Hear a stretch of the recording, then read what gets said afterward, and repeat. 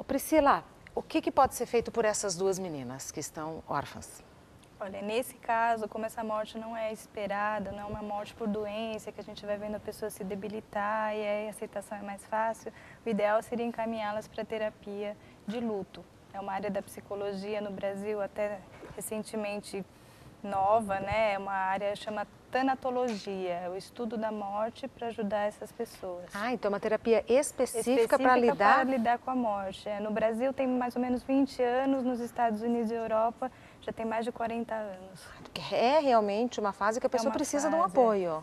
A gente coloca o luto como uma pessoa tem que passar por 5 etapas. A primeira é a negação, onde ela nega, ela fala, não é possível que ele morreu, ele deve estar vivo, até ela visualizar, concretizar a morte, ela tenta negar, ela se isola um pouquinho também e ela tenta assimilar isso, né? Tá.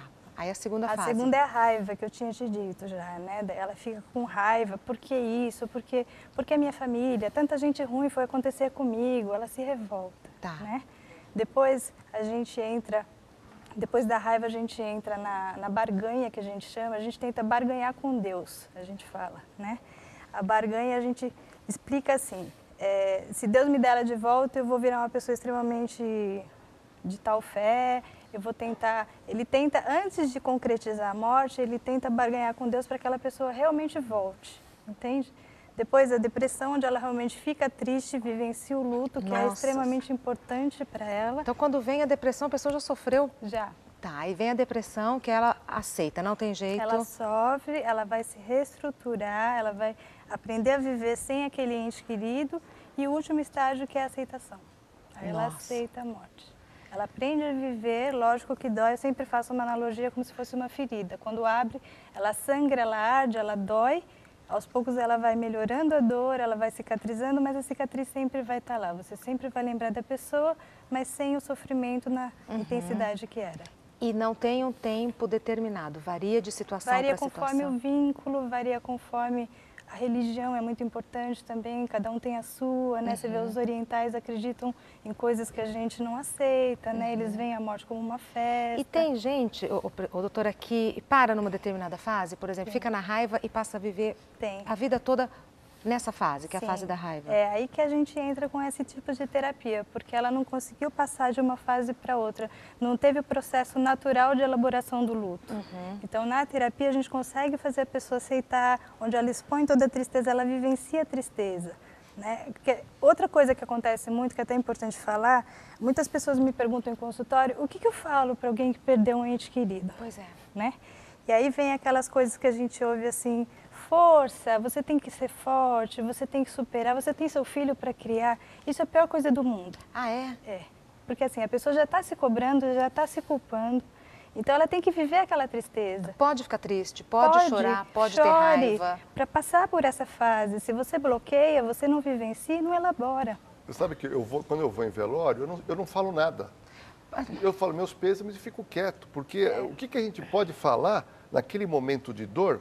Eu, particularmente, mais ou menos, eu prefiro, eu só estou minha presença, precisa de mim, conte comigo, porque é complicado. O que a pessoa quer é ser ouvida, né? Você vê que a pessoa se retrata o último dia de vida da pessoa que morreu, né? Ah, o último dia ele me ligou, ele falou o irmão isso. das moças falou isso, viu? O marido também. É natural, é um processo natural. Então, quando a pessoa fala muito a respeito, geralmente os outros se cansam, né? Então, por isso que a gente indica a terapia, porque lá ele vai ter o espaço necessário para falar sem incomodar ninguém. Ô, Lordello, e você tem notícias do namorado? Ele está solto? As pessoas não entenderam porque ele não foi preso. O que aconteceu? Após ele atirar, ele disse que atirou 3 vezes contra o ex-marido, ele se apresenta à delegacia, ao delegado de polícia da área. Desculpa, no total foram quantos disparos, Lordello? Então, no mínimo 4. Que a Angelina teria cometido suicídio e ele proferiu 3 disparos também fatais no ex-marido, no Márcio. E é o que ele fez. Após isso, ele promove o socorro da Angelina, que chega com vida, mas falece ao hospital, e ele, inteligentemente, foi imediatamente à delegacia. Se apresenta ao delegado de polícia, e isso o Código de Processo Penal diz, chamada apresentação espontânea.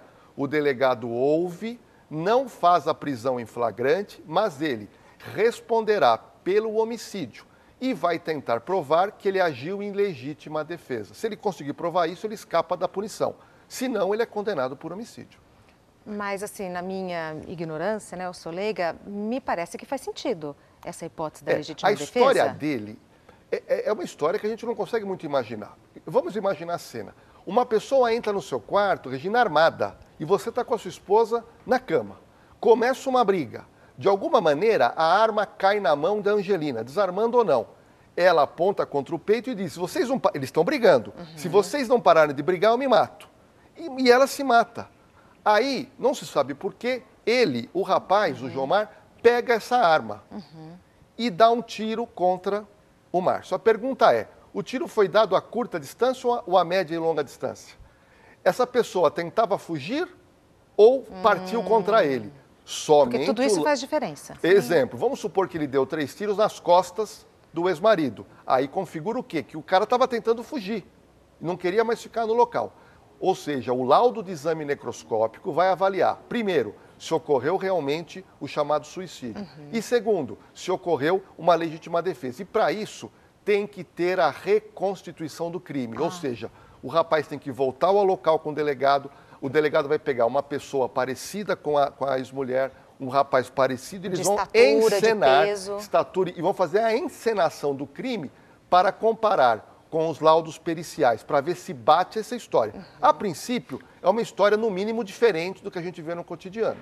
Agora, a maioria das separações, quando envolve dinheiro, filhos e paixão, possessividade, todo mundo sabe que tende a ser, no mínimo, tenso. E alguns casos dos tenso pode passar para o explosivo. E para o trágico. E para o trágico. Isso não é no Brasil, isso é na história do mundo. A casa era do casal. Era do casal. Do ex-marido e da Ângela. Então você tinha uma disputa de bens. Você tinha imediatamente uma disputa de guarda das filhas. Só que ele não aceitava a separação. E você imagina essa pessoa completamente transtornada, sabendo que a esposa já estava com um outro relacionamento na casa que era ou é do casal, precisava repartir ainda. Sim. E tudo isso não foi elaborado. Eles estavam separados há quanto tempo, Lordelo, você sabe? Pouco tempo. Isso tem menos de um ano, mas o processo, a gente sabe, é traumático. A gente não sabe como se deu a separação em si. Agora, uma informação extraoficial que eu tenho, extraoficial, que a Angelina estava perturbada emocionalmente e já havia tentado suicídio 2 vezes. Essa é uma informação extraoficial que eu recebi. Isso é importante, porque assim, os estudos que a gente tem sobre suicidas, nenhum suicida executa a própria morte sem avisar. Não Como é que é o negócio? Isso. Ninguém se mata sem dar pistas que vai fazer. É? É. Que tipo de pistas, doutora? Assim, eu vou me matar, olha, eu vou me matar, olha, eu vou... Aí toma 2 AS infantil, mas tenta se matar, entendeu? Ele vai dando dicas que ele vai executar aquilo. Veneno de rato, é muito comum as mulheres. Então é bom a família ficar... Então quando alguém diz, estou pensando em me matar, não duvide. Não, leve para tratar, leve para avaliar, entendeu? Às vezes é uma posição histérica de querer chamar atenção e tal, mas a gente vai tomar um cuidado e dar uma olhadinha. Né? O diretor está falando que eles estavam separados há 3 anos. 3 anos. E que ela estava fazendo terapia há 1 ano. Então, essa psicóloga pode ajudar muito nesse caso. Mas não é antiético? Porque não, o que se fala dentro de um consultório não fica só entre o profissional e a paciente? Sim, mas judicialmente, se for ajudar num caso de suicídio, ela tinha tendências suicidas, ela não vai abrir conteúdo, ela vai explicar que tipo de personalidade aquele paciente apresentou. Então ela pode ajudar a polícia sem ser antiética. Sim, claro.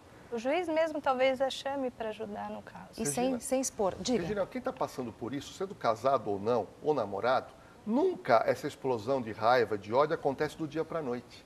É um processo crescente. Boa. Como é que começa? Ele começa inicialmente com a pessoa não aceitando. E aí, hoje em dia, a pessoa começa a te mandar centenas de torpedos, e-mails e ligações. A pessoa quer reatar. A pessoa chora, a pessoa manda presente. Até quando ela percebe que ela não consegue. E o que o outro lado pode fazer?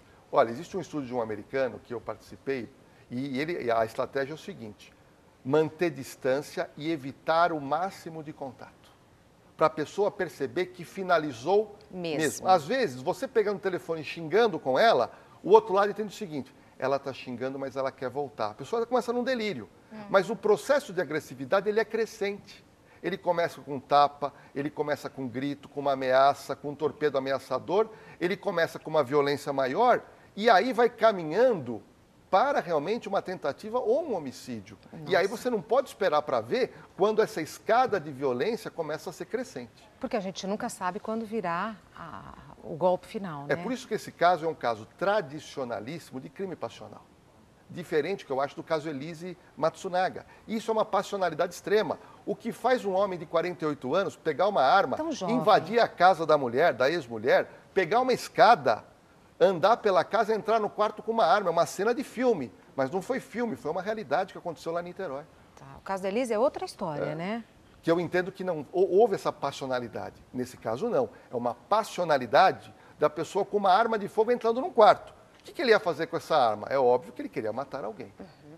Porque a gente viu as imagens da casa, era uma casa bem guardada, né? Alta, a escada era para chegar no segundo andar, né?